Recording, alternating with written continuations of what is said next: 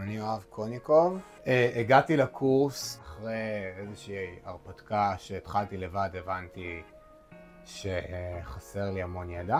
כדי להתחיל לעשות נדל"ן בצורה מקצועית, אז זה לא רק לקחת איזשהו סכום ולזרוק אותו באיזשהו מקום ששמעת שהולך לעלות ולקוות שזה יעלה עוד הרבה שנים. זה להבין מה היעדים שלי, כי יש כל מיני דרכים לעשות את זה, ולאן אני מכוון בטווח הארוך.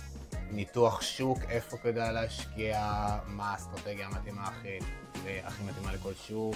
בעצם ההבנה שזה אפשרי, זה נותן ביטחון לעשות את זה, כי אתה מבין מה אתה עושה ואתה רואה איך זה, כאילו, אתה לא מקווה שזה הולך להרוויח כסף, אתה מתכנן ומבין בדיוק איך זה הולך להרוויח כסף, ואז זה מביא איתו המון ביטחון באמת לבצע את זה. מתחילת הקורס כבר שמתי לי מטרות של 12 נכסים בשנה. הבנתי שדאלאס זה השוק שאני רוצה להיכנס אליו. זה היה בעיקר המחשבה של לקנות את הנכס הכי שבור, הנכס הכי מכוער בשכונה הכי סבבה,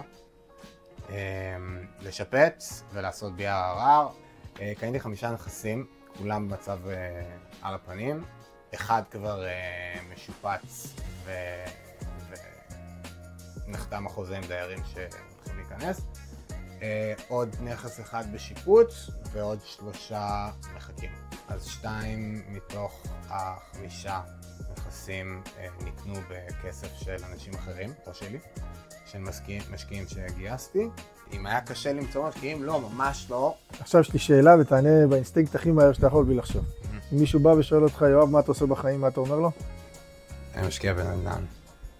כן, זה באמת מה שאני אומר כרגע.